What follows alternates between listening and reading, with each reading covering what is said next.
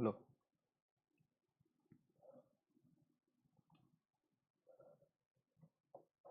Hello and welcome to Let's Crack UPSC CSE. My name is Pratik Nayak and I welcome you all on the largest YouTube platform for civil service preparation. नमस्कार दोस्तों, आप सबका स्वागत है let's crack UPSC CSE की channel के ऊपर। और हम लोग आपके साथ फिर से डिस्कस कर रहे हैं, फिर से मिल रहे हैं to discuss various topics regarding the NCERT. हमने प्रीवियस क्लास के अंदर एनसीईआरटी को करना शुरू किया था और स्टैंडर्ड 9th की एनसीईआरटी को कर रहे थे। आज स्टैंडर्ड 9th के एनसीईआरटी के जो आखिर के सेक्शन के दो तीन चैप्टर बाकी है उसके ऊपर डिस्कस करेंगे। And in the consecutive week, ये जो पूरा का पूरा हफ्ता है उसके अंदर इसको ही पूरा का पूरा कंप्लीट करने की भी कोशिश करेंगे। दो students who newly joined on this platform, उनको थोड़ा बहुत इंट्रोडक्शन दे देता हूँ।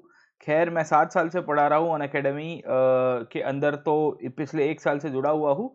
But I been teaching in offline and online institutions since last 7 years। History, art and culture मेरे कोर सब्जेक्ट्स है जिसके लिए मैं जाना जाता हूँ। मैं साथों साथ अनअकैडमी प्लस के ऊपर भी पढ़ाता हूँ। I also teach on Unacademy plus, एक ऐसा प्लेटफॉर्म जहाँ पे इनफैक्ट इंडिया के टॉप मोस्ट एजुकेटर्स है जिनके पेड कोर्सेज यहाँ पे चलते हैं। मैं ऐसा नहीं कहूँगा कि ये फ्री है। अनअकैडमी के ऊपर हम लोग लेट्स क्रैक यूपीएससी सीएसई के ऊपर एनसीईआरटी जो कर रहे हैं वो तो फ्री के अंदर कर ही रहे हैं, साथों साथ आपको पेड कोर्सेज भी मिलेंगे। ये जो पेड कोर्सेज है ये सब के सब अगर आप देखें तो सब्सक्रिप्शन के बाद आपको एक्सेस मिलेगा। मेरे भी अनअकैडमी के ऊपर पेड कोर्सेज चलते हैं सब्सक्रिप्शन के बाद। अभी मैं कॉम्प्रिहेंसिव आंसर राइटिंग का कोर्स करा रहा हूँ हिस्ट्री के लिए। इनफैक्ट ये जो कोर्स है ये बहुत ही नोवेल कोर्स है क्योंकि इसके अंदर मैं एंशियंट, मैं मिडीवल, इसके साथ साथ मॉडर्न, इसके साथ साथ आपका art and culture including world history and the post independence India, इन सब को कॉम्प्रिहेंसिवली एक ही कोर्स के अंदर ढाल के everything included under the one window, इस तरह की पूरी तैयारी के साथ ये कोर्स को मैंने लॉन्च किया हुआ है। आपको वेलकम करूंगा कि आप अनअकैडमी का सब्सक्रिप्शन लीजिए, हमारे साथ जुड़िए ऑन दिस प्लेटफॉर्म। ये प्लेटफॉर्म पे जुड़ने से फायदा ये होगा कि आपको लाइव क्लासेस मिलेंगे, स्ट्रक्चर्ड कोर्सेज मिलेंगे, अनलिमिटेड टाइम देख पाओगे, लाइव टेस्ट और क्विज भी इसके अंदर शामिल है। मेरे जितने भी कोर्सेज आप देख रहे हो यहाँ पे वो सब के सब मैं पढ़ाता हूँ। I teach modern, medieval, ancient, post independence world and art and culture. This comes around more than 200 hours of history का आपको कंप्लीशन पूरा का पूरा मिलेगा। ये प्रीलिम्स और मेंस दोनों का कॉम्प्रिहेंसिव मिलता है।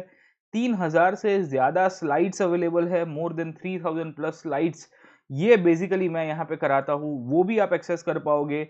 दूसरा फायदा आपको यहाँ पे ये है कि एक बार सब्सक्रिप्शन लो और जितने भी सब्जेक्ट्स है, ऑल द सब्जेक्ट्स, इन सब का आपको एक्सेस मिलेगा। ऐसा नहीं होगा कि खाली एक एजुकेटर के क्लासेस देखने हैं। अनअकैडमी के ऊपर जनरल स्टडीज के जितने भी कोर्सेज चलते हैं, वो चाहे हिस्ट्री, पॉलिटी, ज्योग्राफी, किसी के भी चल रहे हो, all the subscription is covered under the one. I would से फीस, आपने एक बार फीस भर दी उसके बाद कोई प्रॉब्लम नहीं होगा। प्रीलिम्स मेंस की कॉम्प्रिहेंसिव तैयारी, जितने भी आपको डाउट्स होंगे वो भी सॉल्व किए जाएंगे। और सबसे बेस्ट पार्ट है आंसर राइटिंग। इनफैक्ट मेरा आंसर राइटिंग का कोर्स चल रहा है जहाँ पे मैं लाइव इवेल्युएशन करता हूँ। I show you the screenshot, next class के अंदर मैं आऊँगा तो मैं आपको लाइव इवेल्युएशन के स्क्रीनशॉट दिखाऊंगा कि कैसे हम लोग करते हैं, कि किस तरह से इवेल्युएशन को एनालाइज किया जा सकता है। कहीं से भी आप क्लासेस को अटेंड करिए, इंडिया के टॉप मोस्ट एजुकेटर्स यहाँ पे टीच करते हैं, उनके क्लासेस को एक्सेस करिए। आज ही एप्लीकेशन को डाउनलोड करिए प्ले स्टोर से और ऐप स्टोर से, और उसके बाद तुरंत ही हमारे साथ जुड़ जाइए। अपना गोल यूपीएससी सीएसई रखेगा। सब्सक्रिप्शन दो प्रकार के अवेलेबल है, एक अनअकैडमी प्लस सब्सक्रिप्शन है, दूसरा अनअकैडमी आइकॉनिक सब्सक्रिप्शन है। प्लस सब्सक्रिप्शन के अंदर आपको live classes, test series, practice और स्ट्रक्चर शेड्यूल मिलेगा। आइकॉनिक सब्सक्रिप्शन का फायदा ये होता है कि आपको यहाँ पे एक पर्सनल कोच की फैसिलिटी अलॉट की जाती है, जो आपको आंसर राइटिंग से लेके स्टडी प्लानर से लेके पर्सनलाइज फीडबैक तक की आपको हेल्प करेंगे। तो बहुत ही जो स्टूडेंट्स जिनको एक मेंटर चाहिए होता है, एक टीचर के रूप में तो मैं आपके साथ कनेक्टेड रहूंगा, पर इसके अलावा भी अगर आपको कोई मेंटर चाहिए तो आप जरूर से आइकॉनिक सब्सक्रिप्शन भी प्लान कर सकते हो।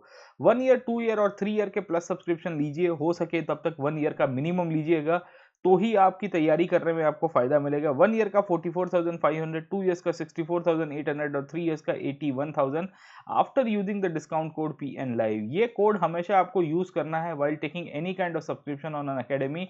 यूपीएससी के अंदर करोगे तो जरूर से मेरे साथ कनेक्ट हो पाओगे, बाकी ये कोड सब जगह पे एप्लीकेशन हो पाएगा, आपको 10% डिस्काउंट देगा। इसके अलावा आप अगर आइकॉनिक सब्सक्रिप्शन लेना चाहते हो जहां पे आपको पर्सनल कोच अलॉट किया जाता है, ये पर्सनल कोच की फैसिलिटी आइकॉनिक के अंदर अवेलेबल है। यहाँ पे भी आप 1 ईयर, 2 ईयर और 3 ईयर का सब्सक्रिप्शन लीजिए और आपको यहाँ पे भी PN live discount code use करना है। After using the discount code PN Live आपको ऑटोमेटिकली 10% डिस्काउंट हो जाएगा। 1 ईयर का 62,550, 96,300 for 2 years and 1,26,000 for 900। Fees आप EMI के अंदर पे कर सकते हो, इसमें कोई ऑब्जेक्शन नहीं है। You can take the EMI method and pay up the fees and join us on the Unacademy platform. इसके सिवाय जो स्टूडेंट्स खाली और खाली ऑप्शनल की प्रिपरेशन करने का प्लान कर रहे हैं, दो students who want to study and who want to learn the optional subjects, उनके लिए अनअकैडमी लेके आया है डेडिकेटेड ऑप्शनल का सब्सक्रिप्शन। ये सब्सक्रिप्शन आपको अलग से लेना है। This subscription you are supposed to take in a different way. और ये सब्सक्रिप्शन अगर आप जब लोगे तो आपको यहाँ पे भी बेसिकली इंडिया के टॉप मोस्ट एजुकेटर्स मिलेंगे जो अनअकैडमी के ऊपर ऑप्शनल की तैयारी कराते हैं। ऑप्शनल की बहुत ही इन डेप्थ आपको एनालिसिस के साथ अंडरस्टैंडिंग में हेल्प की जाएगी। और ये ऑप्शनल की तैयारी और सब्सक्रिप्शन जो है ये भी आपको अलग से इसके अंदर परचेस कर सकते हो आप। 1 ईयर की 27,500, 2 ईयर्स की 40,000, 3 ईयर्स की 50,000 है। ऑप्शनल आप 1 महीने और 6 महीने के अंदर तो कभी कंप्लीट कर नहीं पाओगे। ऑप्शनल के लिए मिनिमम 1 साल लगता है। मतलब आप देखिए कोचिंग लोगे, आप एक बार टीचिंग को एनालिसिस करोगे, उसके बाद स्टडी करोगे और उसके बाद आगे बढ़ोगे, तो it will take its own time. Optional का सब्सक्रिप्शन भी लेने के लिए आपको डिस्काउंट कोड यूज करना है PN Live। ये हर बार आपको पता होना चाहिए कि 10% डिस्काउंट कोड इसी के साथ चलेगा। इसके सिवाय फ्री क्लासेस अगर आपको मेरे एक्सेस करने हो तो आप स्पेशल क्लासेस को क्लिक कर सकते हो। This are the special classes. ये स्पेशल क्लासेस फ्री में है, अनअकैडमी के ऊपर मैं कराता हूँ। ये क्लासेस को अटेंड करके यू कैन सी कि कैसे आप इनफैक्ट तैयारी को और पुश कर सकते हो। खैर, ये हमारी थोड़ी बहुत बेसिक थी अनअकैडमी के बारे में। अभी तक हमने स्टैंडर्ड 9th की NCERT को जब पढ़ना शुरू किया था तो मैंने आपको वर्ल्ड हिस्ट्री के अंदर फ्रेंच रिवॉल्यूशन और उसके साथ साथ सोशलिज्म और नाजिज्म के चैप्टर को पढ़ाया। उसके बाद मैंने आपको सेकेंड पार्ट जो है उसमें फॉरेस्ट सोसाइटी और कॉलोनियलिज्म और पेस्टोरल इकोनॉमी और पेस्टोरल कम्युनिटी के बारे में बताया। आज का जो हमारा क्लास है ये बहुत इंटरेस्टिंग क्लास है क्योंकि ये फार्मिंग कम्युनिटी के ऊपर है। आप समझने की कोशिश करिए कि कैसे आपका का पूरा मॉडर्न वर्ल्ड है वो ट्रांसफॉर्म होता है, उसको हम लोग पढ़ रहे हैं। तो पहले हमने फॉरेस्ट के अंदर रहने वाले लोगों के बारे में पढ़ा। In the first session we had studied कि फॉरेस्ट में रहने वाले जो लोग थे उनका क्या इनफैक्ट लाइफस्टाइल रहती है फॉरेस्ट पीपल का, कि ये लोग कैसे अपना जीवन चलाते होंगे सब। उसके बाद हमने समझने की कोशिश की कि ये जो पेस्टोरल पीपल है, पेस्टोरल पीपल का मतलब क्या है दोस्तों, कि जो बेसिकली पशुधन आधारित अपना जीवन चलाते हैं। अब तीसरा प्रश्न आता है वो है पीजेंट्स का और फार्मर्स का साहब, ठीक है ना। तो किसान लोग जो है उनको रिलेटेड क्या क्या इश्यूज हुए थे, उनके रिलेटेड क्या क्या प्रॉब्लम्स थे, उन सबको ये चैप्टर के अंदर पढ़ेंगे, ठीक है ना। तो ये काफी इंटरेस्टिंग है। ये स्टैंडर्ड 9th की NCERT, 9th और 10th पूरा का पूरा वर्ल्ड हिस्ट्री है। हम लोग ये 9th और 10th की NCERT को वर्ल्ड हिस्ट्री के सापेक्ष में देखेंगे। उसके बाद हम लोग स्टैंडर्ड 12th की NCERT में चले जाएंगे। 11th की NCERT है वो वर्ल्ड हिस्ट्री की है पर उतना रेलेवेंस नहीं है, समय मिला तो उसको भी थोड़ा बहुत समझा देंगे। अब देखिए अभी तक के आगे के चैप्टर्स के अंदर मैंने आपको बताया कि हमने पेस्चरल और फॉरेस्ट इकोनॉमी के बारे में पढ़ा था और बताया था कि किस तरह से जंगल में रहने वाले लोग थे जो बेसिकली या पेस्टोरल कम्युनिटी के लोग थे जिन लोग को मेन प्रॉब्लम्स हुई थी कॉलोनियलिज्म के अंदर। हमने ये भी देखा था कि फॉरेस्ट का जो एक्सेस था और पेस्चर्स का जो एक्सेस था वो रोक दिया जाता है बाय द मॉडर्न गवर्नमेंट और रिस्ट्रिक्शन पुट ऑन करने के कारण उनकी लाइफस्टाइल पूरी तरह से बदल जाती है। ये जो चैप्टर है ये चैप्टर के अंदर आपको बहुत इंटरेस्टिंग बातें मिलेगी। इंटरेस्टिंग बातें क्यों मिलेगी, क्योंकि ये चैप्टर के अंदर पीजेंट्स एंड फार्मर्स के बारे में लिखा गया है साहब, ठीक है। और दुनिया के 3 अलग अलग देशों में फार्मर्स और पीजेंट्स की कंडीशन क्या हो रही है 19th सेंचुरी के अंदर, उसके बारे में लिखा गया है। एक तो इंग्लैंड के अंदर छोटे किसानों की बात की गई है, एक अमेरिका के अंदर गेहूं के किसानों की बात की गई है और तीसरा बात किया गया है वो है ओपियम प्रोड्यूसर्स इन बंगाल। अब देखिए कि ये तीनों के तीनों टॉपिक हमारे लिए हिस्टोरिकली इंपॉर्टेंट हो जाते हैं, क्योंकि अगर आप वर्ल्ड हिस्ट्री के अलावा वर्ल्ड ज्योग्राफी भी देखोगे तो वर्ल्ड ज्योग्राफी के अंदर आपको एक टॉपिक आता है जिसे हम लोग कहते हैं रिसोर्सेज डिस्ट्रीब्यूशन। पता नहीं आप में से कितने लोगों ने सिलेबस देखा है, पर एक टॉपिक आता है जिसे हम लोग कहते हैं रिसोर्सेज डिस्ट्रीब्यूशन, कि आपके पास जो संशोधन है उसको किस तरह से बांटा जा रहा है। ये जो रिसोर्सेज डिस्ट्रीब्यूशन का जो टॉपिक है वो कहीं ना कहीं इसके साथ जुड़ा हुआ है। दूसरी इंपॉर्टेंट पॉइंट, अमेरिका इनफैक्ट एक वीट बोल के रूप में उभर के आता है दुनिया के अंदर वो कैसे उभर के आया। आपको पता होगा कि अमेरिका ने भारत को गेहूं गिफ्ट दिया था या डोनेशन में दिया करता था under the PL 480 scheme up till the year 1960s। मैं 1966 के आसपास के पीरियड की बात कर रहा हूँ। 67 के बाद अमेरिका ने हमको देना बंद किया और फिर हमने ग्रीन रिवॉल्यूशन की तरफ चले गए और हम लोग खुद अपना गेहूं उगाने की शुरुआत करते हैं। उसके पहले अमेरिका बेसिकली पूरी बहुत सारे कंट्रीज को ये डोनेशन दिया करता था अपने गेहूं का। तो ये कैसे दिया करता था, ये क्या रातों रात हो गया है या इसके पीछे कोई चीजें है साहब? ठीक है। दूसरा important point, opium producers in Bengal. Bengal के अंदर अफीम की खेती करने वाले लोग थे, उनका वर्ल्ड हिस्ट्री के साथ कितना बड़ा रेलेवेंस है। इनफैक्ट ईस्ट इंडिया कंपनी के बारे में अगर आपको थोड़ा बहुत नॉलेज होगा तो ईस्ट इंडिया कंपनी बेसिकली ये ओपियम प्रोडक्शन को लेके काफी सहज हुआ करती थी और इसने फिर चाइना को इसके साथ इंक्लूड करने की कोशिश की थी और उसके कारण चाइना के अंदर लड़ाई होती है जिसे हम लोग ओपियम वॉर्स कहते हैं। तो शायद ये चैप्टर के अंदर ये टॉपिक को भी इंक्लूड किया गया है एनसीईआरटी के अंदर, तो मैं भी ये भी पढ़ाऊंगा। सबसे पहले देखेंगे कि दुनिया के अंदर खेती के अंदर कैसे परिवर्तन आने की शुरुआत होती है। इंग्लैंड में खेती की परिवर्तन आना, बेसिकली एग्रीकल्चर चेंजेस होना, उसकी इंपैक्ट इंडिया के ऊपर पड़ेगी। क्यों? क्योंकि इंग्लैंड के ही लोग इंडिया में शासक के रूप में आ गए। The Britishers came to India as a rulers and वहां की जो टेक्निक्स थी, वहां की कुछ कुछ चीजें थी जहां पे उनको वहां पे फायदा हो रहा था, वो चीज को इंडिया में इंट्रोड्यूस कराया जाता है। गेटिंग माय पॉइंट, है ना? तो ये चैप्टर के अंदर बहुत इंटरेस्टिंग बात लिखी गई है। ये चैप्टर के अंदर बोला गया है एनसीईआरटी के द्वारा कि जो अलग अलग डिफरेंट ग्रुप्स थे जो खेती करते थे, उन लोगों को ये जो मॉडर्न एग्रीकल्चर की शुरुआत होती है उसके कारण किस तरह से इंपैक्ट पड़ती है। ठीक है। तो आज जो आधुनिक खेती हम लोग देखते हैं जिसे मैकेनाइजेशन ऑफ एग्रीकल्चर कहते हैं, you might be aware about something called as mechanization, कि खेती के अंदर आपकी यांत्रिकीकरण की शुरुआत होनी, अलग अलग मशीन्स को इंक्लूड करना, ट्रैक्टर से लेके थ्रेसर से लेके आप देखिए विनोइंग और हलिंग के लिए भी अलग अलग प्रकार की इनफैक्ट है ना टूल्स का यूज किया जाता है। इन सब चीजों के कारण जो ट्रेडिशनल एग्रीकल्चर प्रैक्टिस करने वाले लोग थे उनके ऊपर क्या इंपैक्ट पड़ेगी, पहला क्वेश्चन तो ये आता है। दूसरा प्रश्न ये आता है कि जैसे इंडिया एक कॉलोनी बन गया तो इंडिया का जो बाजार था या इंडिया की जो खेती थी ये किस तरह से वर्ल्ड के मार्केट के साथ इंटीग्रेट कर देती है। ये चीज को भी ये चैप्टर के अंदर पढ़ना है।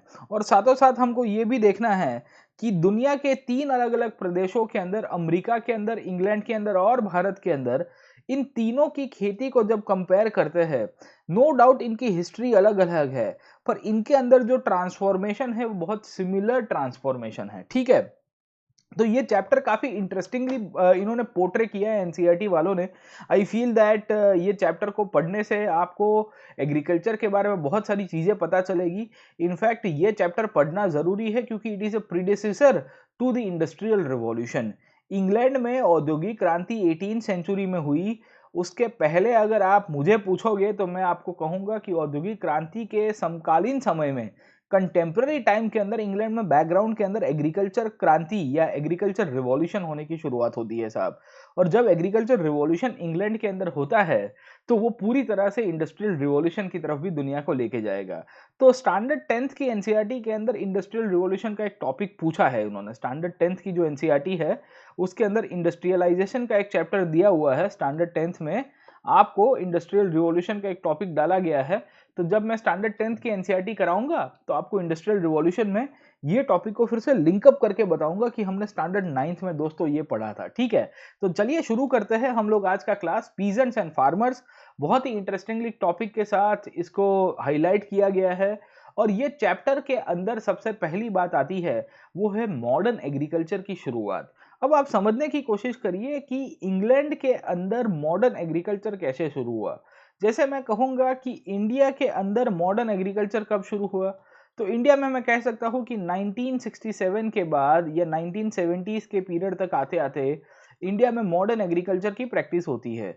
अब मॉडर्न एग्रीकल्चर की प्रैक्टिस होने का मतलब क्या है? What do you mean by modern agriculture साहब? मतलब ये होगा कि आप यहाँ पे हाई यील्ड वेराइटी के सीड्स को यूज करोगे, आप ऐसे अनाज को ग्रो कराओगे जिसकी यील्ड, जिसकी प्रोडक्शन क्वांटिटी ज्यादा हो, जो बेसिकली साइंटिफिक होगा। समझ में आया कि नहीं आया?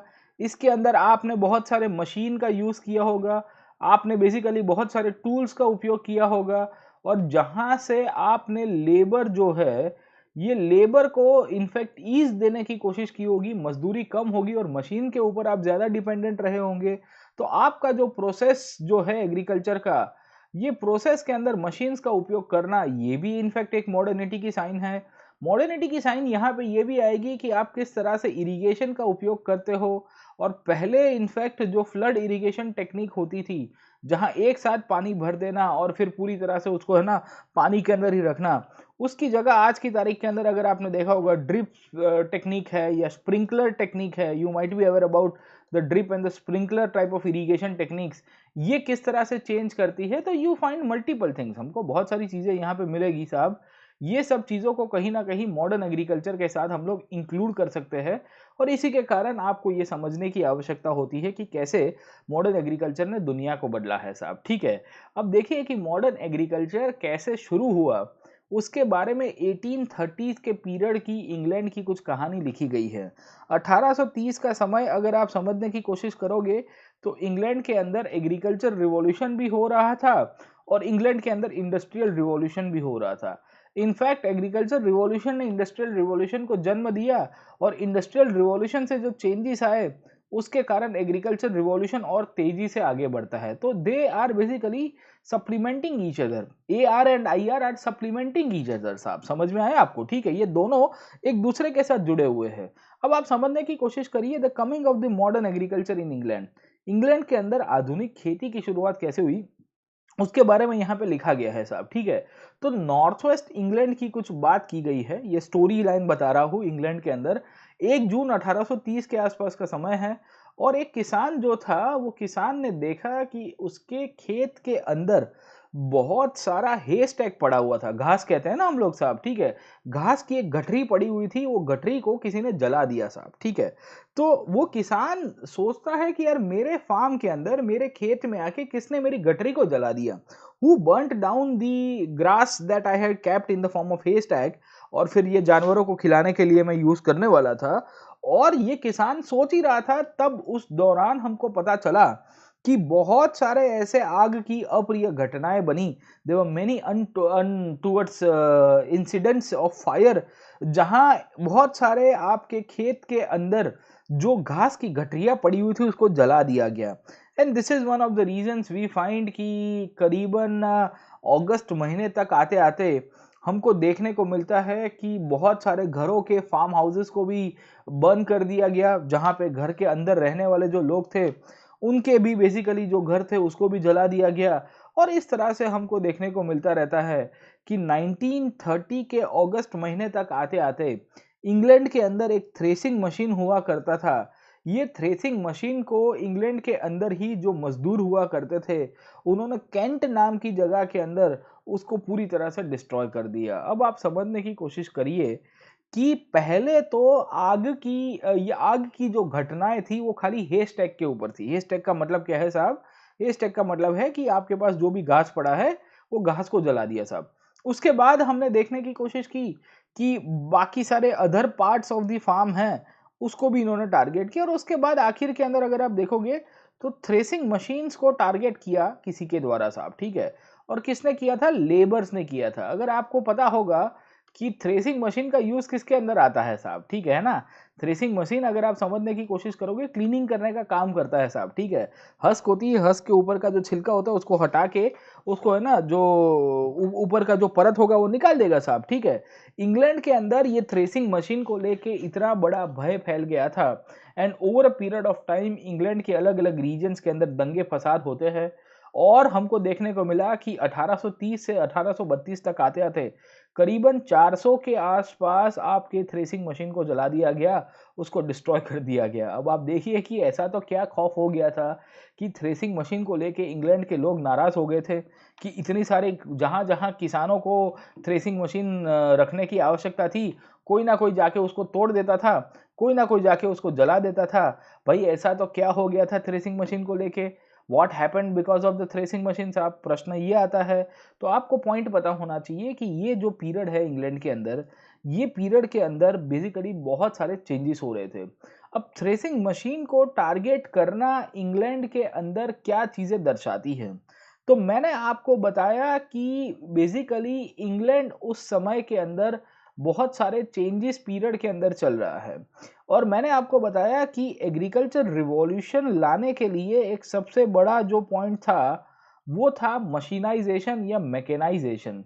अब जब-जब मैकेनाइजेशन होता है और से फॉर एग्ज़ाम्पल मैंने आपको थ्रेसिंग मशीन के बारे में समझाने की कोशिश की, तो जैसे ही थ्रेसिंग मशीन का यूज़ बढ़ जाएगा, जिसका यूज़ बढ़ेगा, तो over a period of time what will happen, लोग जो एम्प्लॉयड यहाँ पे बेसिकली मैन्युअल लेबर के अंदर थे, जो बेसिकली पहले थ्रेसिंग और हलिंग का काम किया करते थे, वो मैन्युअल लेबर की जब हम लोग बात करेंगे, तो इनके यहाँ पे एक बहुत बड़ा प्रश्न आता है जिसे हम लोग क्या कहते हैं, अनएम्प्लॉयमेंट का। गेटिंग माय पॉइंट, है ना? तो व्हाट डू वी फाइंड, हमको क्या देखने को मिला कि ये जो थ्रेसिंग मशीन को टारगेट किया जा रहा था इंग्लैंड के अंदर, उसके पीछे का कारण यही था कि इंग्लैंड में जो मजदूर क्लास थे, ये मजदूर क्लास को बेसिकली अपनी जॉब जाने का डर था। They were of the opinion कि our job is under threat. Why our job is under threat? Because someone is using the machines जो खेत के अंदर यूज किए जा रहे हैं। पहले हम लोग को नौकरी के अंदर रखा जा रहा था, and this is one of the primary reasons कि इंग्लैंड के अंदर उस दौरान बहुत सारे जो चेंजेस हुए, उसमें बहुत सारी चीज़ों को टारगेट किया गया। ये पीरियड के अंदर बेसिकली बहुत सारे किसानों को धमकी देने के लिए लव लेटर्स लिखे गए, जिसे थ्रेटनिंग लेटर्स कहते हैं। या ये लव लेटर्स के द्वारा, ये थ्रेटनिंग लेटर्स के द्वारा किसानों को बोला जाता है कि आप मशीनों को उपयोग करना बंद कीजिए। अगर आपने मशीनों का उपयोग नहीं किया या उसका करना शुरू किया, तो आपके कारण, आपके मशीन्स के यूज़ करने के कारण लोगों की नौकरी चली जाएगी। और लोगों की नौकरी चली जाएगी, तो जो चीज़ के कारण लोगों की नौकरी गई है, वो चीज़ को टारगेट तो करना बहुत लाज़मी बात है साहब, ठीक है ना? तो इनसिक्योरिटी लोगों को मशीन से थी। इंग्लैंड में शुरुआत के दौर में जब मशीन्स की शुरुआत हुई, तो लोग मशीन्स को मार के, काट के, जला के आते थे, ये सिचुएशन आपको मिलेगी। और बहुत सारे किसानों को ये लेटर लिखे गए, there were multiple letters that were written. बहुत सारे घरों को टारगेट करना और ये सब चीज़ें आपको यहाँ पे मिलती रहेगी साहब। अब सवाल ये था कि ये लेटर कौन लिख रहा था? हू वाज़ राइटिंग दिस लेटर साहब, ठीक है? सवाल ये था कि किसानों को जो लव लेटर लिखे गए, जहाँ उनको प्रेम पत्र के अंदर धमकी देने का पूरा प्रकरण सामने आता है। और ये जो प्रेम पत्र का धमकी देने का जो प्रकरण था, जहाँ पे बोला जाता है कि आज के बाद तुमने मशीन यूज़ किया तो तुम्हारे टाँगें तोड़ दी जाएगी, तुम्हारा फार्म को जला देंगे, तुम्हारा मशीन को तोड़ देंगे साहब, ठीक है? अब सवाल ये था कि कौन लिख रहा था? तो इन फैक्ट इंग्लैंड के अंदर उस टाइम के जो समाज थी, वहाँ पे ज़्यादातर लेटर्स कोई एक इंसान ने लिखे थे, उसका नाम था कैप्टन स्विंग। तो कैप्टन स्विंग का नाम बहुत ही इंटरेस्टिंगली आपको मिलेगा साहब, ठीक है? तो इन्होंने बेसिकली किसी को लेटर लिखा होगा और पीछे नीचे इवेंचुअली अगर आप देखोगे तो कैप्टन स्विंग करके अपना जो कंक्लूजन है उसको कवर कर दिया होगा और बोल दिया होगा कि देखो, ये कैप्टन स्विंग नाम के इंसान है, इन्होंने ये लिखा है और उन्होंने ये धमकी दी है कि आपको ये नहीं करना है साहब, ठीक है? तो घुमा-फिरा के अगर आप समझने की कोशिश करोगे, ये जो कैप्टन स्विंग है, ये कैप्टन स्विंग के नाम के लेटर्स आपको बहुत सारी चीज़ें मिलेगी। And this is one of the reasons कि जब इंग्लैंड के अंदर बड़े-बड़े ज़मींदारों के घर अटैक किए जाते हैं, इंग्लैंड के अंदर बड़े-बड़े फार्मर्स के जो मशीन्स थे उसको टारगेट किए जाते हैं, तो बहुत सारे लैंडलॉर्ड्स से उन लोग को डर लग रहा था कि भाई साहब हमारा क्या होगा? और इसी के कारण इनफैक्ट इंग्लैंड के अंदर जो लैंडलॉर्ड्स थे, ये लैंडलॉर्ड्स ने खुद के ही अपने मशीन्स को डिस्ट्रॉय करवा दिया, क्योंकि उनको पता था कि अगर कल उठ के कोई मॉब हमारे घर पे आ गया और वो मॉब ने देखा कि ये भाई साहब के पास मशीन पड़ा हुआ है, जो थ्रेसिंग मशीन है, तो हो सकता है कि पूरे के पूरे घर को जला दे। It is better to destroy our own machine. समझ में आया कि नहीं आया? समझे आप लोग? ठीक है ना? तो आप समझने की कोशिश करिए कि इंग्लैंड की उस टाइम के समाज के अंदर एक चीज़ बहुत ही लाज़मी दिख रही है, वो है डर का माहौल था। समझे कि नहीं समझे आप लोग? ठीक है ना? तो इंग्लैंड की जो लैंडलॉर्ड सोसाइटी थी, उनके यहाँ पे हम लोग कह सकते हैं कि बहुत ही डर का माहौल है। डर का माहौल आपको पता ही होगा कि कैसा होता है साहब, ठीक है ना? तो आजकल मीडिया ये सब का उपयोग करती रहती है। तो इंग्लैंड में भी ये डर का माहौल उस टाइम पे हो गया था। बिकॉज़ ये डर का माहौल इंग्लैंड के अंदर हुआ था, तो सिचुएशन इतनी खराब हो गई, इतनी रैम्पेंट हो जाती है। और उसके बाद गवर्नमेंट को पता चला कि भाई देखो, ज़मींदार अपने खुद के मशीन तोड़ रहे हैं, किसान लोगों को टारगेट किया जा रहा है बाय द आई वुड से लेबरर्स, एंड इवेंचुअली बड़ी-बड़ी खेती की जो जगह है उसको जला दिया जाता है। अब जैसे ही गवर्नमेंट इंटरवीन करती है, तो सवाल ये था कि अब गवर्नमेंट क्या करेगी। गवर्नमेंट ने डिसाइड किया कि जो जो लोग दंगा फसाद कर रहे हैं, जो जो लोग बेसिकली यहाँ पे मशीन्स को जला के आ रहे हैं, जो जो लोग जमींदारों को टारगेट कर रहे हैं, उनकी बेसिकली प्रॉपर्टी को बर्न डाउन कर रहे हैं, उनको तो पकड़ना ही है। क्यों? क्योंकि उस टाइम पे गवर्नमेंट जो थी वो टेक्निकली लैंडलॉर्ड्स के द्वारा कंट्रोल की जाने वाली गवर्नमेंट थी साहब, ठीक है। इवन आज की तारीख में भी आपको वही मिलेगा। There were many people who were suspected of writing, उन लोग को राउंडेड किया गया। राउंडेड करने का मतलब क्या है कि पुलिस ने पकड़ा उनको सबको ठाप, ठीक है। करीबन 2000 प्रिजनर्स को इन्होंने पकड़ा था, उनके ऊपर कोर्ट के अंदर ट्रायल चलाया, 9 लोगों को तो फांसी दे दी जाती है। यू कैन इमेजिन कि 9 पीपल वर हैंग्ड बिकॉज इन्होंने एक्सट्रीम राइटिंग की थी। किसी का घर जला दिया था, प्रॉपर्टी जला दी थी, इंसानों को जला दिया था, तो उनको खत्म कर दिया गया साहब, ठीक है। करीबन 500 से ज्यादा लोगों को ट्रांसपोर्ट करा दिया। ट्रांसपोर्ट का मतलब क्या है? कहीं और भेज दिया। 500 में से 450 लोगों को तो ऑस्ट्रेलिया भेज दिया। इनफैक्ट ऑस्ट्रेलिया एंड न्यूजीलैंड, ये दोनों की दोनों जगह ऐसी है कि जहां पे ब्रिटिश सोसाइटी के अंदर कुछ अनडिजर्विंग एंड अनवांटेड लोग थे, उनको बोट में डाल के ऑस्ट्रेलिया में भेज दिया जाता कि बेटा वहां पे रहो साहब, ठीक है, तुमको इंग्लैंड की सोसाइटी में रहने का कोई अधिकार नहीं है। और करीबन 600 से ज्यादा लोगों को जेल के अंदर डाल दिया। सादी भाषा में अगर आप समझने की कोशिश करोगे तो सवाल ये था कि इंग्लैंड में ये राइटिंग 1830 के दशक में क्यों हुई। सवाल ये था कि वाई दी राइटिंग टुक प्लेस। सवाल ये था कि 1830 तक आते आते आपके मशीन्स के सामने इतनी धिक्कार क्यों थी। सवाल ये था कि मैक्सिमम जो लेटर्स लिखे थे, ये लेटर्स के अंदर इनफैक्ट एक नाम बहुत कॉमन दिखता था, वो था कैप्टन स्विंग। क्या नाम है? Captain swing. अरे भाई, किसी का नाम जूला होता है क्या? आपने सुना है भाई इसका नाम जूला है? हाँ, जूला राम नाम सुना है कि नहीं सुना आपने? ठीक है, तो इनका नाम था कैप्टन स्विंग। ये कैप्टन स्विंग कौन था साहब? Who was Captain swing?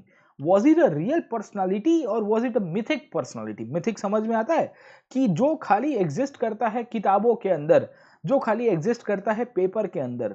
In this situation, जब इनफैक्ट इंग्लैंड की पुलिस, इंग्लैंड की सरकार ने सब कुछ ढूंढने की शुरुआत की, तो पता चलता है कि कैप्टन स्विंग जो है एक मिथिक नाम था, जो बेसिकली किसी और ने लिखा था, पर हर एक लेटर में एक कॉमन नाम रखने के लिए कैप्टन स्विंग के साथ उन्होंने उसको आइडेंटिफाई किया। अब क्वेश्चन ये था कि लोग क्यों दंगा फसाद कर रहे थे। लोग दंगा फसाद करके उनको क्या मिलने वाला था। उन्होंने क्यों मशीन्स को तोड़ा, खास करके थ्रेसिंग मशीन।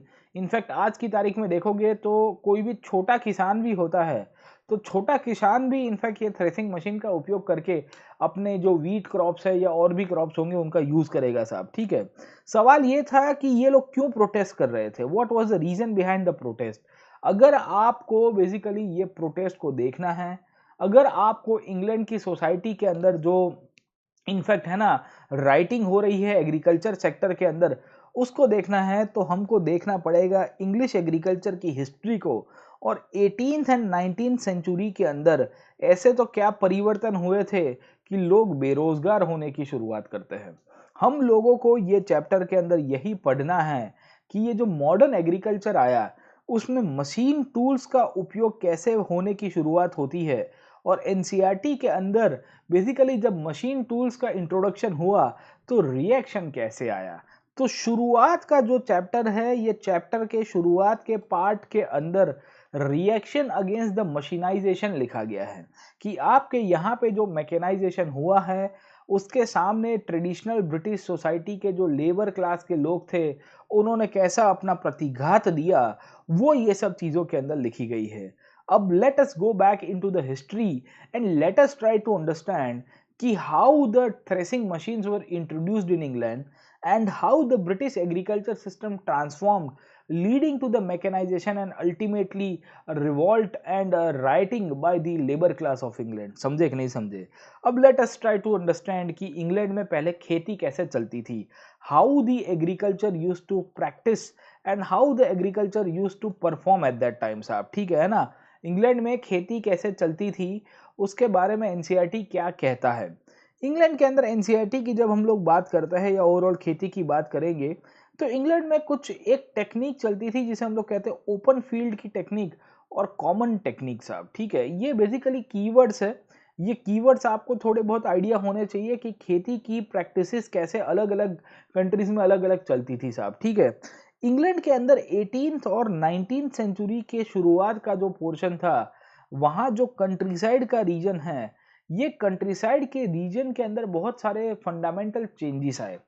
ये चेंजेस को अगर हम लोग ओवरऑल देखने की कोशिश करते हैं, तो उसके अंदर हमको देखने को मिलता है कि पहले इंग्लैंड के अंदर ज़्यादातर पोर्शन जो थे, वो खुले पोर्शंस थे। That is known as the open field portions. Open field portion का मतलब क्या है साहब, कि वहाँ पे खेती को लेके ज़्यादा लोगों की दावेदारी नहीं थी। There were not much landlords and छोटे-मोटे जो किसान थे, ये किसान बेसिकली गाँव के आजू-बाजू में खेती किया करते थे, ठीक है? तो वी फाइंड कि ये जो कांसेप्ट है, ये कांसेप्ट को ओपन फील्ड का कांसेप्ट कहते हैं।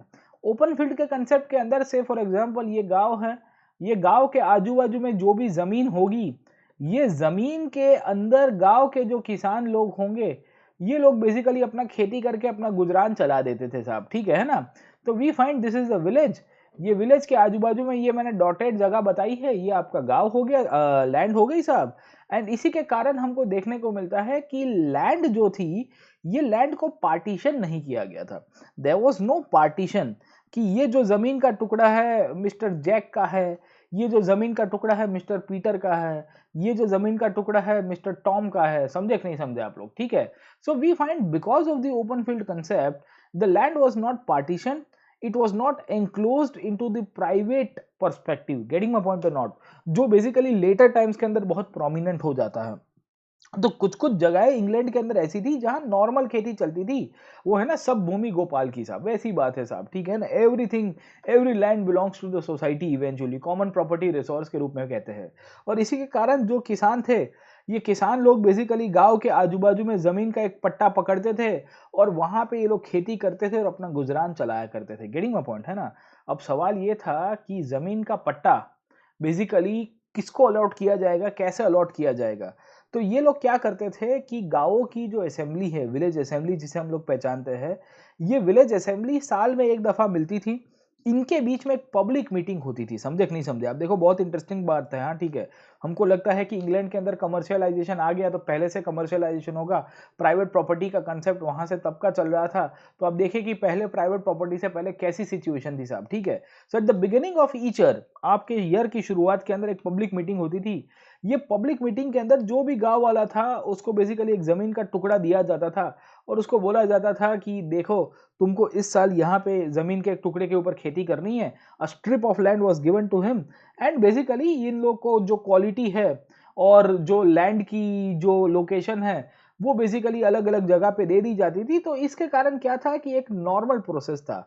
तो कोई क्लेम नहीं कर पाता था कि मुझे वही ज़मीन चाहिए, मुझे फलानी ज़मीन चाहिए। समझे आप लोग? ठीक है। तो ये इंटेंशन इनफैक्ट विलेज असेंबली का ये था कि सबको मिक्सचर ऑफ लैंड मिलनी चाहिए। मिक्सचर ऑफ लैंड का मतलब क्या है साहब? ठीक है, कि किसी को खराब ज़मीन भी मिलेगी, किसी को अच्छी ज़मीन भी मिलेगी, दोनों का मिक्सचर मिलेगा। और गाँव वाले डिसाइड करते थे, इंडिविजुअल किसान डिसाइड नहीं करेगा, वरना सब लोग अच्छी-अच्छी ज़मीन ले लेंगे, कोई खराब ज़मीन में जाएगा ही नहीं साहब। खराब ज़मीन में नहीं जाएगा, वहाँ पे खेती कुछ होगी ही नहीं साहब, तो विकास नहीं होगा गाँव का साहब, ठीक है। तो आप देखिए कि कितना सस्टेनेबल प्रोसेस है, हाँ, विलेज असेंबली। जैसे आपको यहाँ पे एंशिएंट इंडिया के अंदर सभा, समिति, विधाता जैसी संस्थाएँ मिलती है, कुछ उसी प्रकार की आपको सिस्टम वहाँ पे भी मिलेगी साहब, ठीक है ना?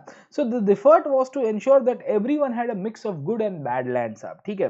तो ज़्यादातर किसानों को अच्छी, खराब ज़मीन दोनों देने की कोशिश की गई। और उसके बाद से फॉर एग्ज़ाम्पल ये गाँव है, गाँव के आजू-बाजू वाले रीजन के अंदर मैंने आपको बताया कि ये जो स्ट्रिप ऑफ लैंड है, ये स्ट्रिप दे दी गई।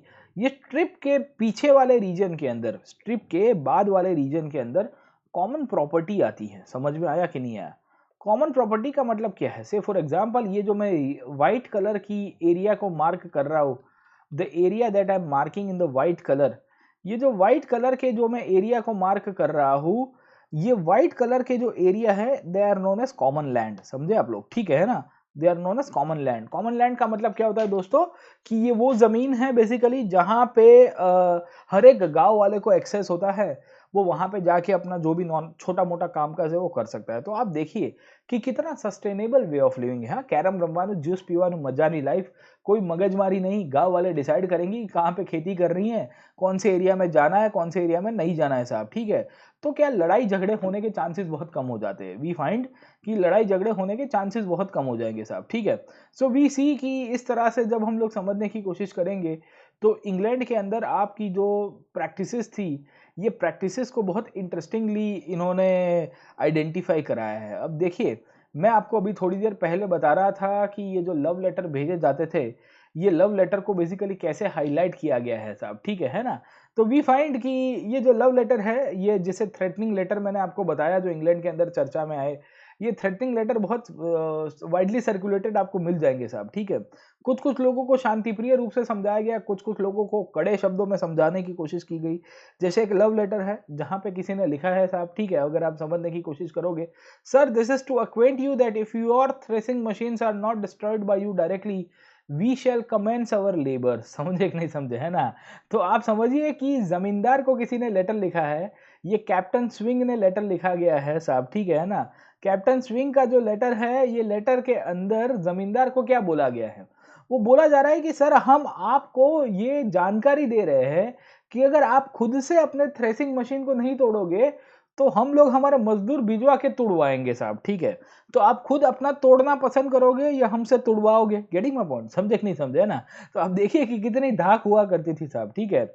उसी तौर के ऊपर कुछ कुछ लोगों को ये तो शांतिप्रिय रूप से समझाया, कुछ कुछ लोगों को बहुत ही स्टर्न एक्शन लेने की बात की। उनको बताया गया कि देखिए तुम लोग को अच्छा नहीं होगा साहब, ठीक है। लिखा क्या गया है सर, अब देखिए इसको भी अगर आप समझोगे तो सर के साथ हाईलाइट किया है, ऐसा नहीं कि विदाउट सर इनको बोला गया है साहब, ठीक है। और क्या बोला गया, your name is down amongst the black hearts in the black book and this is to advise you and the like of you who you are to make your will साहब, ठीक है। अब आप समझने की कोशिश करिए ये चीज क्या दर्शाती है, व्हाट हैज बीन हाईलाइटेड। ये चीज दर्शाती है कि यहाँ पे बहुत ही स्टर्न थ्रेट की बात की गई है, बहुत क्लियर कट बोला गया है कि आपको इनफैक्ट हम लोग धमकी दे रहे हैं। You have been the blackguard of the enemies of the people on all occasions, ye you have not yet done as ye ought साहब, ठीक है ना।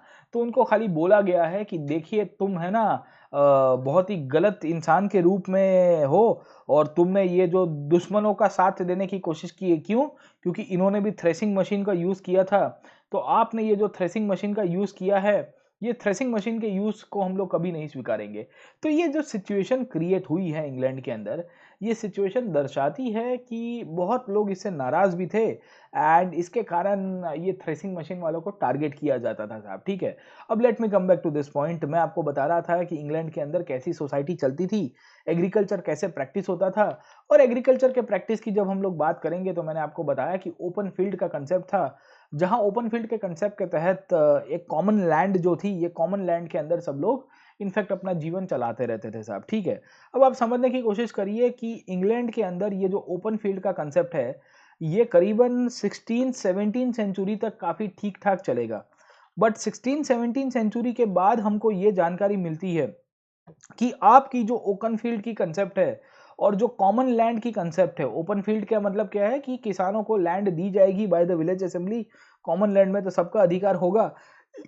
इनके यहाँ पे चेंजेस आने की शुरुआत होती है 16th सेंचुरी ऑनवर्ड से। अब 16th सेंचुरी ऑनवर्ड्स के अंदर ऐसा तो क्या हो गया था, what happened in the 16th century.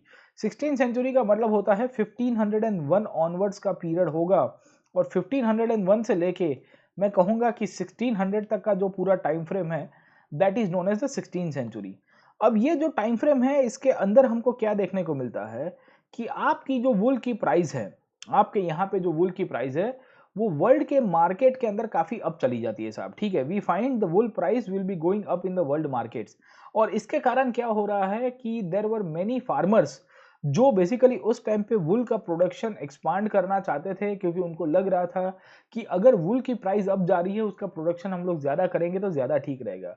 अब आप समझने की कोशिश करिए कि उस दौरान अगर आपको वुल की प्रोडक्शन हाई करनी है, if you want to increase the production of the wool because you want to make more profit, तो आपको क्या करना पड़ेगा साहब, आपको उसके लिए फोकस करना पड़ेगा कि आपके पास शिप होना चाहिए, और शिप के लिए बेसिकली फूड होना चाहिए। और फूड की जब बात करेंगे तो क्या कोई कॉमन प्रॉपर्टी के अंदर के जगह कोई होगी वहां पे आप भेड़ बकरियों को चराने के लिए इनफैक्ट गांव वाले अलाउ करेंगे? Do you think that the land which belong to the village, वहां पे कोई एक इंसान अपने जितने भी शिप लेके आएंगे और वो शिप के अंदर बेसिकली जो भी है वो पेस्टर के रूप में उसको खाने की शुरुआत करेंगे? Do you think that the village will allow them? तो बेसिकली एक फार्मर है वो देख रहा है कि यार देखो यार मेरे को बहुत पैसा मिलने की शक्यता है वूल के प्रोडक्शन के अंदर। प्रॉब्लम ये है कि वूल के प्रोडक्शन के लिए जो शिप और शिप के लिए मुझे जो ग्रेजिंग लैंड चाहिए, ये ग्रेजिंग लैंड के बारे में मुझे कुछ करना पड़ेगा। I need to do for the grazing land, because अभी तक जो लैंड है वो प्राइवेट प्रॉपर्टी में नहीं थी। अब ये बंदा सोच रहा है कि यार देखो दुनिया के एक बाजार के अंदर यहाँ पे वुल का प्रोडक्शन बड़ा है, प्रॉफिट अच्छा है, मैं भी कमा सकता हूँ, मेरे पास भेड़ बकरियां है, पर जमीन नहीं है। I do not have the land. अगर मेरे पास लैंड आ जाती है, प्राइवेट लैंड, मेरी खुद की जमीन, तो मैं माला माल हो जाऊंगा, क्योंकि एक पूरा जमीन का टुकड़ा होगा मेरे पास। वहां पे बहुत सारे मैं शिप को छोड़ दूंगा, वो शिप वहां से घास खाएंगे, वो घास से वूल उगेगा, वो वूल को मैं बेचूंगा और उसके बाद पूरी की पूरी वूलन इंडस्ट्री का बादशाह बन जाऊंगा। गेटिंग माय पॉइंट है ना? तो ये पूरा ख्याली पुलाव था। ये इंग्लैंड के अंदर बहुत सारे वुल फार्मर्स का ये ख्याली पुलाव था। ये लोग चाहते थे कि अपने शिप की ब्रीड्स, अपने शिप की जो क्वालिटी है वो इंप्रूव करें। शिप की क्वालिटी तभी इंप्रूव हो पाएगी जब उनको खाना अच्छा मिलेगा, उनको अच्छी क्वालिटी ऑफ ग्रास मिलेगी, और जब अच्छी क्वालिटी ऑफ ग्रास तभी मिलेगी जब लैंड जो है वो प्राइवेट प्रॉपर्टी के अंदर आ जाए। समझे कि नहीं समझे? क्योंकि एक बड़ा जमीन का टुकड़ा कोई एक जमींदार के हाथ में आ गया या कोई फार्मर के हाथ में आ गया, तो वो वहां पे अपने शिप्स को छोड़ सकते हैं, और अपने शिप को जब वहां पे छोड़ देंगे तो उसके बाद से they can earn good amount of money as well. समझे कि नहीं समझे आप लोग? ठीक है। तो गांव वालों ने क्या डिसाइड किया कि पहले इन लोगों के पास जो जमीन थी, ये लोग क्या करते थे ट्रेडिशनल प्रैक्टिसेस के तहत, मैंने आपको बता रहा हूं कि ट्रेडिशनल प्रैक्टिसेस के तहत ये जो गांव है, गांव के आजू बाजू का जो विस्तार था, जहां पे आपकी लैंड की स्ट्रिप की जाती थी, जमीन के टुकड़े बांट के अलग अलग किसानों को दे दिए जाते थे, ये लैंड स्ट्रिपिंग की मेथोडोलॉजी है, हर साल बदल दी जाती थी। किसी को एक साल यहाँ पे जमीन मिलती है, दूसरे साल यहाँ मिलेगी। अब ये टेक्निक को बंद कर दिया गया। By the 16th century onwards, याद रखेगा, by the 16th century onwards ये जो ओपन फील्ड का कंसेप्ट है, और ये जो बेसिकली मैंने आपको बताया कि कॉमन लैंड का कंसेप्ट है, इसके अंदर अब चेंजेस आने की शुरुआत होती है। अब क्यों चेंजेस आए? क्योंकि बेसिकली एक फार्मर है जो चाहता है कि ये जो जमीन का टुकड़ा है, दिस पीस ऑफ लैंड, ये जो जमीन का टुकड़ा है, ये लैंड का जो पीस है, ये बेसिकली हमारे लिए फायदा करा सकता है। It can give us good amount of returns, it can give us good amount of money. तो ये जो जमीन का टुकड़ा अगर हमको फायदा करा सकता है, if this land piece gives us the good returns, तो मुझे क्या करना चाहिए? मुझे ये जमीन के टुकड़े के ऊपर अपनी प्राइवेट ओनरशिप को गेन करना चाहिए। समझ में आया कि नहीं आया? मैं इसके कंट्रोल में रहूंगा, मैं यहाँ पे फिर अपना घास बास उगाऊंगा और अपने जानवरों को चराने के लिए भेज दूंगा साहब। ठीक है। तो ये जो सिचुएशन बनती है, तो इन्होंने क्या किया कि कॉमन फील्ड और जो आपकी ओपन लैंड वाली जो एरिया था, इसको इन्होंने डिवाइड कर दिया। दे स्टार्टेड डिवाइडिंग साहब, और बोल दिया कि परमानेंटली एक जो जमीन का टुकड़ा जो बेसिकली हर साल आपको अलग अलग अलॉट किया जाता था, वो अब बेसिकली एक इंसान के नाम के ऊपर दे दिया जाएगा। समझे आप लोग? ठीक है। तो व्हाट डू वी फाइंड कि they started dividing and enclosing the common land. इन्होंने क्या कर दिया साहब, आपकी जो कॉमन लैंड थी उसको डिवाइड कर दिया, और उसके आजू बाजू में एंक्लोजर्स बना दिए। एंक्लोजर समझ में आ रहा है आपको? ठीक है। उसके आजू बाजू में बाउंड्री वॉल बना दी, इन्होंने हेजिस बना दिए, और इन्होंने डिसाइड किया कि देखो ये प्रॉपर्टी मेरी है, ये प्रॉपर्टी किसी और की है साहब। And this is one of the reasons कि पहले जो कॉमन लैंड के अंदर जो गांव वाले रहते थे, पहले जो कॉमन लैंड के अंदर बेसिकली जो छोटे मोटे किसान या कोई भी रहता था, उनको बोल दिया गया कि आज के बाद तुमको यहाँ पे रहने का अधिकार नहीं है, तुम यहाँ पे घुस नहीं सकते, क्योंकि अब ये एंक्लोज्ड एरिया हो गया। एंक्लोज्ड एरिया का मतलब क्या है कि ये जो एरिया है ये मेरी ओनरशिप का अंदर आ गया है, इसका ओनर मैं बन गया हूँ, अब यहाँ पे कोई और नहीं आ सकता। गेटिंग माय पॉइंट है ना। तो इस तरह से इंग्लैंड के अंदर 17th और 18th सेंचुरी के अंदर एंक्लोजर मूवमेंट की शुरुआत होती है। एंक्लोजर मूवमेंट का मतलब क्या है कि पहले कॉमन लैंड थी जहां पे पूरे गांव वालों का अधिकार था, वहां से अब प्राइवेट ओनरशिप का कंसेप्ट आया और वो लैंड के टुकड़े को बेसिकली एंक्लोज कर दिया गया by bringing and by making the boundary walls on all the sides. उसके आजू बाजू में बाउंड्री वॉल्स बना के उसको पूरी तरह से हम लोग को देखने को मिलता है कि इन्होंने हम लोग को देखने को मिलता है कि किस तरह से जो है वो पूरी तरह से उसको एंक्लोज कर देते हैं। अब आप समझने की कोशिश करिए कि एंक्लोजर किसने किया था, हु वर द एंक्लोजर्स। तो इनिशियली जो एंक्लोज करने वाले लोग थे वो थे इंडिविजुअल लैंडलॉर्ड्स, मतलब जो जमींदार हम लोग कहते हैं। उन्होंने बेसिकली बड़ी बड़ी जमीन के टुकड़े जो थे वो उन्होंने उसके आजू बाजू में बाउंड्री वॉल बना दी और कह दिया कि ये हमारी जगह है साहब। इनिशियली इनको कोई मदद नहीं मिलती थी राज्य के द्वारा या चर्च के द्वारा। चर्च और स्टेट ने इनको सपोर्ट नहीं किया था। But over a period of time 18 century के मिड तक आते आते, मतलब 1750s का ये दौर होगा, एंक्लोजर मूवमेंट जो है वो पूरी तरह से कंट्री साइड में फैल जाता है, मतलब जितने भी ग्रामीण विस्तार थे वहां फैल जाएगा। इंग्लैंड का जो पूरा का पूरा लैंडस्केप है पूरी तरह से बदल जाता है। और इसी के कारण हमको पता चलता है कि 1750 से लेकर 1850 के पीरियड तक 6 मिलियन एकड़ से ज्यादा जमीन जो है ये प्राइवेट ओनरशिप के कंसेप्ट में आ गई। पहले यही लैंड थी, ये कॉमन लैंड हुआ करती थी, ये कॉमन लैंड से ये पूरी की पूरी तरह से बदल दी जाती है। और इसी के कारण हमको देखने को मिलता है कि आपके यहाँ पे ब्रिटेन के अंदर खलबली मच गई कि जमीन पहले कॉमन लैंड के अंदर आई थी, अब ये कोई जमींदार के हक में चली गई है।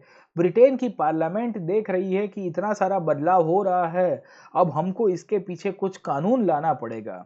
ब्रिटेन की पार्लियामेंट इनफैक्ट ये सब चीजें देखते देखते फाइनली इनफैक्ट इसी पीरियड के अंदर करीबन 4000 से ज्यादा छोटे मोटे कानून लेके आई और उन्होंने ये जो एंक्लोजर हुए थे उसको लीगलाइज कर दिया। अब आप देखिए इलीगल काम को लीगलाइज करने का काम ब्रिटेन की पार्लियामेंट ने किया। कैसे किया? उन्होंने बताया कि ये जो एंक्लोजर हुए अब वो हो गया, जिसके नाम का एंक्लोजर वो बंदा सही है साहब, ठीक है ना। तो यू कैन इमेजिन कि क्या सिचुएशन आपकी इंग्लैंड के अंदर रही है, how the situation in the England took place साहब, और कितने सारे एंक्लोजर आपके हो जाते हैं साहब, ठीक है। तो यू सी कि how the enclosure movement started और एंक्लोजर मूवमेंट के बाद क्या हुआ। अब देखिए ये फोटोग्राफ दिया गया है, मैंने आपको टारगेट के बारे में बताया था और मैंने आपको बताया था कि कैसे थ्रेसिंग मशीन्स को टारगेट किया गया है 1830s के दौरान साहब, ठीक है। तो एनसीईआरटी के अंदर ये फोटोग्राफ दिया गया है जहां स्पेसिफिकली बोला गया है कि कौन से विस्तार में कितने थ्रेसिंग मशीन को तोड़ा। यहाँ 85, यहाँ 45, यहाँ 28 अगर आप देख रहे हो, यहाँ 40 के आसपास है, यहाँ 13 है, यहाँ 3 तोड़ दिए, ऊपर 2-3 थ्रेसिंग मशीन को तोड़ा गया। तो आप देखिए कि लोगों को कितना गुस्सा था थ्रेसिंग मशीन को लेके साहब, ठीक है। तो अलग ही स्टोरी चलती है साहब थ्रेसिंग मशीन की। हम लोग थ्रेसिंग मशीन का बैकग्राउंड में नहीं जाएंगे, हम लोग देख रहे हैं कि इंग्लैंड में कमर्शियलाइजेशन की शुरुआत कैसे हुई। तो मैंने आपको बताया कि पहले शुरुआत होती है आपकी कॉमन लैंड की, और कॉमन लैंड के साथ साथ मैंने आपको जो टेक्निक बताई जिसे हम लोग कहते हैं ओपन फील्ड, ये कॉमन लैंड और ओपन फील्ड की टेक्निक है, ये बदल दी जाती है। और किसकी शुरुआत होती है? एंक्लोजर मूवमेंट की। ये एंक्लोजर मूवमेंट के अंदर basically large portions of the land came under the private ownership और प्राइवेट प्रॉपर्टी के अंदर कन्वर्ट हो गई साहब। अब जब ये एंक्लोजर मूवमेंट चला तो इसको लीगल बैकिंग किसने दिया साहब? Legal backing was given by the government. और गवर्नमेंट ने कहा कि देखिए ये बहुत सही है, इसमें कोई गलत नहीं है। वहां जो कॉमन लैंड के अंदर रहने वाले लोग थे सबके सब बेरोजगार हो गए क्योंकि उनकी जमीनें चली गई साहब। पहले तो सब भूमि गोपाल की थी साहब, every land belong to the every villager, every person who is to live in the village, है ना। तो ये जो सिचुएशन बनी ये इंग्लैंड के अंदर ग्रीड के कारण बनती है। बड़े बड़े जमींदारों का उद्भव हुआ, लैंडलॉर्ड्स का ऑथोरिटी पावर के ऊपर आई और सिचुएशन अब आप समझने की कोशिश करोगे बदल जाती है। अब सवाल ये था कि इतनी सारी एंक्लोजर क्यों होती है? Why so much of enclosure started in England? What was the reason behind the enclosure movement in England? क्यों इतने सारे आपको एंक्लोजर बनाने पड़े? ये क्वेश्चन तो आता ही है साहब, आपको भी आना चाहिए कि इंग्लैंड के अंदर ऐसा तो क्या तूफानी हो गया था कि हमको देखने को मिलता है कि इनफैक्ट जो पूरी सिचुएशन है वो सिचुएशन के दौरान we come to know कि there was so much of frantic things that were taking place साहब, ठीक है ना। अब आप समझने की कोशिश करिए क्या हो रहा है। वी फाइंड कि ये जो एंक्लोजर का जो कंसेप्ट है, ये एंक्लोजर क्यों हो रहा था, उसके पीछे एनसीईआरटी क्या लिखती है, अब आप समझने की कोशिश करिएगा। एनसीईआरटी कहती है कि why there was so much of frantic efforts for the enclosure of land. क्यों इतने सारे लोग एंक्लोज करना चाहते थे, प्राइवेट ओनरशिप में लेने की कोशिश कर रहे थे। व्हाट डिड द एंक्लोजर्स इम्प्लाई, उसकी इम्प्लीकेशन क्या होगी लॉन्ग टर्म के अंदर। अब आप समझने की कोशिश करिए, पहले जो एंक्लोजर्स हुए थे, ये एंक्लोजर्स क्यों हुए थे, तो पहले हुए थे 16 सेंचुरी ऑनवर्ड से। 16 सेंचुरी ऑनवर्ड्स में जमीनों को एंक्लोज किया गया क्योंकि वहां पे शिप फार्मिंग को प्रमोट किया गया था। शिप फार्मिंग का मतलब क्या है कि आप बेसिकली वहां पे अपनी जो भेड़ है, अपनी जो शिप है, वो शिप को उगाओगे मेनली, और बेसिकली वहां से जो वूल मिलेगा वो वूल को एक्सपोर्ट कर दोगे साहब, ठीक है। पहले शिप फार्मिंग था, पर 18 सेंचुरी तक आते आते अब यही जमीन के अंदर आप बेसिकली और भी ग्रेन्स उगा सकते थे। और ग्रेन्स का मतलब ये होगा कि आप ऐसे क्रॉप्स उगाओगे जहां से आपको कमर्शियल वैल्यू उसकी मिलती रहे। समझ में आ रहा है कि नहीं आ रहा है आपको। ग्रेन्स के अंदर आप ऐसी चीजों को उगाने का काम करोगे एंक्लोजर लैंड के अंदर, जहां से आपको क्या होता है साहब, कमर्शियल वैल्यू मिलेगी। इंग्लैंड के अंदर जो इनिशियल एंक्लोजर हुए और जो पुराने एंक्लोजर थे, उसमें यही फर्क था। 16 सेंचुरी के अंदर जो एंक्लोजर्स बने थे, उन्होंने शिप फार्मिंग को प्रमोट किया था। मेन इंटेंशन यही था कि वुल का प्रोडक्शन करे और वुल के प्रोडक्शन के बाद वहां से थोड़ा बहुत प्रॉफिट कमा दे साहब। पर धीरे धीरे धीरे वुल का जो प्रोसेस है वो पूरा बदल जाता है। अब यहाँ पे लैंड एंक्लोजर करने का एक ही टारगेट था, वो था ग्रेन का प्रोडक्शन बढ़ाए। जितना क्रॉप्स और जितना ग्रेन का प्रोडक्शन बनाएंगे, उतना ही हमारे लिए फायदा होगा।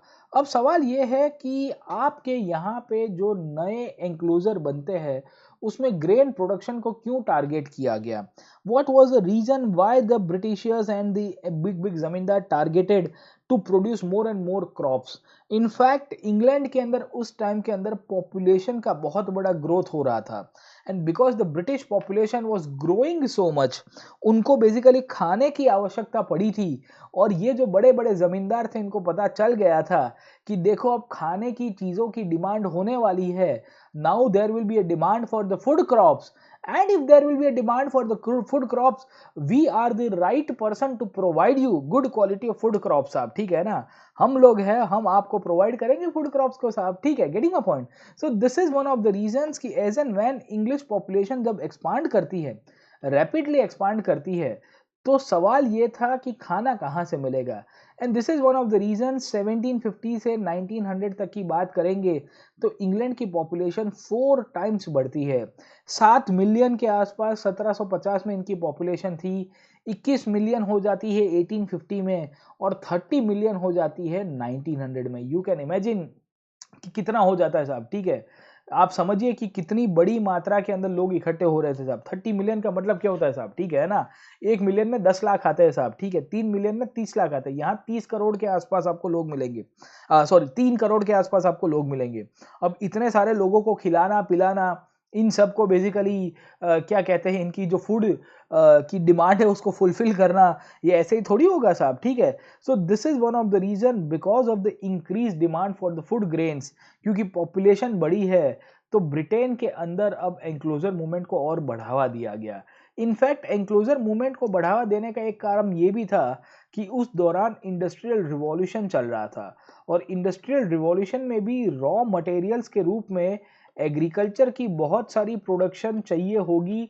एग्रीकल्चर का प्रोड्यूस इनके लिए बहुत काम में आएगा।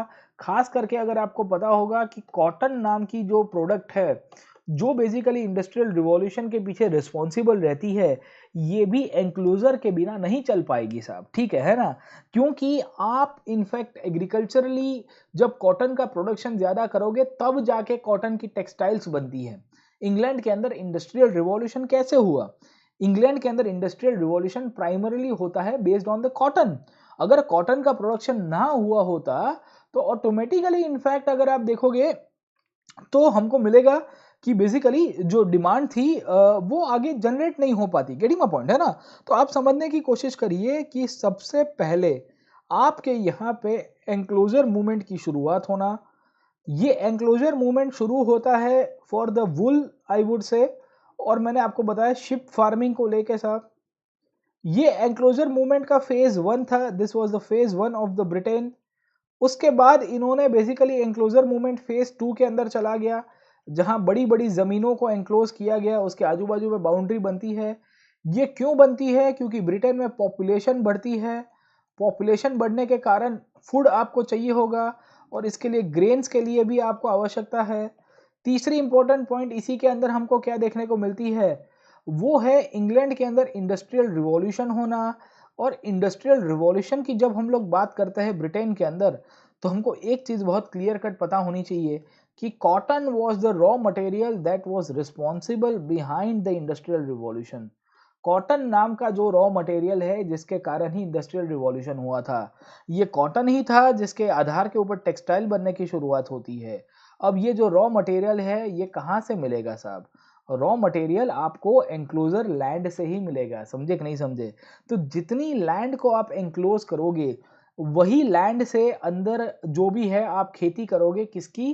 कॉटन की साहब। ठीक है, तो हम लोग कहते हैं कैश क्रॉप्स को उगाने का कामकाज जो है वो इंग्लैंड के अंदर बहुत धड़ल्ले से चल रहा था। जितना कैश क्रॉप को उगाओगे उतना पैसा मिलेगा, और इस तरह से एंक्लोजर मूवमेंट को और पुश किया गया, उसको और बढ़ावा दिया गया। तो ये जो सिचुएशन बनती है इंग्लैंड में, ये सिचुएशन के आधार के ऊपर हम लोग ज़रूर से ये कह सकते हैं कि इंग्लैंड में ये जो एंक्लोजर मूवमेंट था, ये एंक्लोजर मूवमेंट ने पूरी तरह से इंग्लैंड की अब इकोनॉमी को और सोसाइटी को बदलने की शुरुआत की थी। एंड हेंस वी फाइंड कि there were multiple changes in the British society, there were multiple things when we see the population increase. बहुत सारी चीज़ें हमको देखने को मिलती रहेगी। बहुत लोग अब अर्बन एरिया में काम करने की शुरुआत करेंगे, क्योंकि इंडस्ट्रियल रिवॉल्यूशन होता है। तो इंडस्ट्रियल रिवॉल्यूशन के कारण जो इंडस्ट्रीज बनती है वो अर्बन एरिया के अंदर बनेगी। इंडस्ट्रीज जब अर्बन एरिया के अंदर बनेगी तो लोग माइग्रेट करने की शुरुआत करेंगे। माइग्रेट करेंगे तो कहाँ जाएंगे? शहर के अंदर जाएंगे। तो रूरल टू अर्बन माइग्रेशन बहुत बड़ी मात्रा में होगा। इन सब लोगों को खाना चाहिए होगा, और इस तरह से जब खाने की डिमांड बढ़ती है, जब फूड ग्रेन्स की डिमांड बढ़ेगी, आपकी इनफैक्ट जब डिमांड ज़्यादा है, सप्लाई कम है, तो प्राइसेस आपकी बढ़ने की आवश्यकता होगी।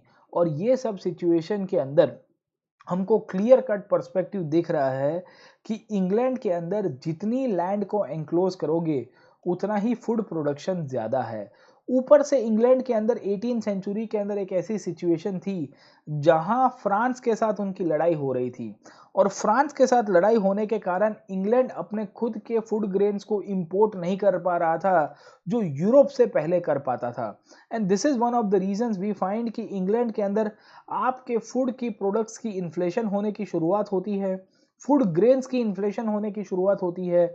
बड़े बड़े लैंड ऑर्डर्स को बेसिकली सरकार ने एंकरेज किया कि एक काम करिए, आप ज़मीन को एंक्लोज कीजिए, वहाँ पे खेती करने की शुरुआत कीजिए, और धीरे धीरे धीरे जितना खेती करोगे उतना ही फूड प्रोडक्शन होगा। जितना फूड प्रोडक्शन होगा वो इंग्लैंड के लिए फ़ायदे कारक होगा। And this is one of the reasons we find कि जब एंक्लोजर हुआ, प्रॉफिट्स मिलने की शुरुआत होती है। लैंड ओनर्स ने पार्लियामेंट को प्रेशराइज किया, और पार्लियामेंट ने एंक्लोजर के लिए अलग से कानून पास करने शुरू कर दिए। इसी को ही एंक्लोजर एक्ट के रूप में पहचानते हैं। तो यू कैन इमेजिन कि एंक्लोजर करने के पीछे बहुत सारे कारण थे। एंक्लोजर करने के पीछे बहुत सारे कारण थे। पॉपुलेशन और फूड ग्रेन्स का इशू था, डिमांड और सप्लाई का मिसमैच होना, और प्राइसेस बढ़ना आपकी फूड ग्रेन्स की, उसके कारण भी एंक्लोजर हुआ। दूसरा आपका, मैंने आपको बताया कि war with France also became a major issue, क्योंकि आपके फूड ग्रेन्स की सप्लाई यूरोप से पहले आया करती थी, अब वो भी बंद हो गई है। तो सरकार को लगा कि अगर हमने फूड प्रोडक्शन को नहीं बढ़ाया तो हम लोग भूखे मर जाएंगे, हमारे यहाँ पे इन्फ्लेशन का बहुत बड़ा इशू है। गवर्नमेंट ने कहा कि बेटा कोई बात नहीं, we will pass the legislation, हम आपके लिए कानून पास करके देते हैं। ये लेजिस्लेशन के द्वारा आपको बेसिकली एंक्लोजर बनाने की अनुमति होगी, और आपके एंक्लोजर को हम लोग लीगलाइज करके दोगे। आपके लिए एक ही रिक्वेस्ट है कि आप हमारे लिए खाना बना के दीजिएगा। खाना और लेटर ऑन फिर कॉटन का प्रोडक्शन हुआ। तो आप देखिए कि किस तरह से इंग्लैंड में फूड सिक्योरिटी का जो इशू था, किसका इशू था साहब?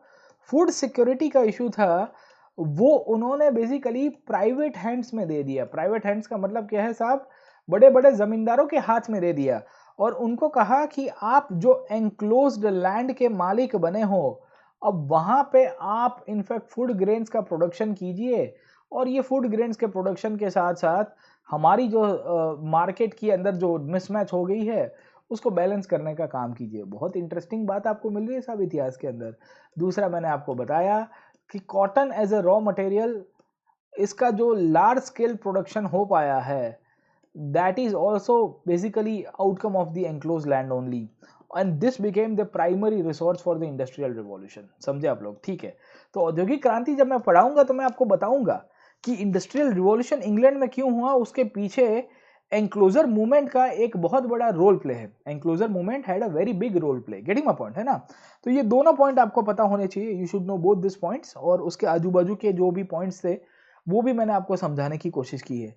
आज हम लोग सेशन को इतना ही रखते हैं। Let us try to keep the session short. 1 घंटा ऑलमोस्ट हमने डिस्कस किया है। कल के सेशन के अंदर जब मैं आपको वापस मिलूंगा तो यही टॉपिक के अंदर आगे लेके जाने की कोशिश करूंगा, और इंग्लैंड में ये जो एंक्लोजर मूवमेंट जो था वो धीरे धीरे कैसे आगे बढ़ता है over a period of time. Enclosure movement के कारण इंग्लैंड की सोसाइटी में बहुत बड़ा इम्पैक्ट पड़ेगा। गरीब लोग और गरीब हो जाएंगे क्योंकि उनके पास तो ज़मीन नहीं थी। एंड इसके कारण हमको देखने को मिला कि फाइनली जैसे जैसे एंक्लोजर मूवमेंट बढ़ा और इंग्लैंड के अंदर जब इनफैक्ट इंडस्ट्रियलाइजेशन की शुरुआत हुई तो पीछे थ्रेसिंग मशीन को इंट्रोड्यूस किया गया। वही थ्रेसिंग मशीन जिसके कारण बड़े बड़े लैंडलॉर्ड्स को थ्रेश किया गया है। तो ये जो स्टोरी है इंग्लैंड में आधुनिक खेती की आगमन कैसे हुई, उसको हम लोग कल के क्लास के अंदर फिर से कंटिन्यू करेंगे। और फिर उसके बाद हम लोग चले जाएंगे ये चैप्टर का जो सेकेंड पोर्शन है, that is the American wheat farming. America में कैसे गेहूं की खेती होती है। और ये चैप्टर का तीसरा पोर्शन है वो है ओपीएम प्रोड्यूसर्स इन बंगाल। उसके अंदर भी चले जाएंगे। तो ये चैप्टर एग्रीकल्चर को लेके है। थोड़ा पढ़ लीजिएगा, बहुत इंटरेस्टिंग लगेगा, आपको मजा आएगी। मैं आपको गलत नहीं कहूंगा साहब, ठीक है ना? आप एनसीईआरटी को थोड़ा एक एनालिटिकल पर्सपेक्टिव से देखोगे, सिलेबस के पर्सपेक्टिव से देखोगे। कुछ कुछ चीजें ऐसी होती है जो सिलेबस में डायरेक्टली लिंक आपको नहीं कर पाएगी साहब, ठीक है? पर मैं आपको कहूंगा कि अगर आप इस प्रकार की स्टडी करना चाहते हो तो आप जरूर से अनअकैडमी प्लस की एप्लीकेशन डाउनलोड कीजिए। मेरे स्पेशल क्लासेस देखिए, ये फ्री क्लासेस है साहब, ठीक है? इसके लिए कोई फीस आपको नहीं पे करनी है। This are free classes, you are most welcome to attend this classes. इसके सिवाय मेरा कॉम्प्रिहेंसिव कोर्स चल रहा है आंसर राइटिंग को लेके। न्यू कोर्स फॉर 2021 2021 के लिए नए कोर्सेज भी आ रहे हैं। New courses are also coming in the year 2021। आप उसको भी अटेंड कर सकते हो, मोस्ट वेलकम है, कोई प्रॉब्लम नहीं होगा साहब, ठीक है ना? आंसर राइटिंग करिए, प्रैक्टिस करिए और पुश करिए अपने आप को। डिस्काउंट कोड को हमेशा यूज करिएगा सब्सक्रिप्शन लेते वक्त। जो आपको 10% का डिस्काउंट देगा वो है पीएन लाइव। हम लोग आज का सेशन यहाँ पे कंक्लूड करते हैं। ये चैप्टर को आगे कल के क्लास के अंदर लेके जाएंगे। Like share and subscribe to this platform and keep studying. Thank you very much.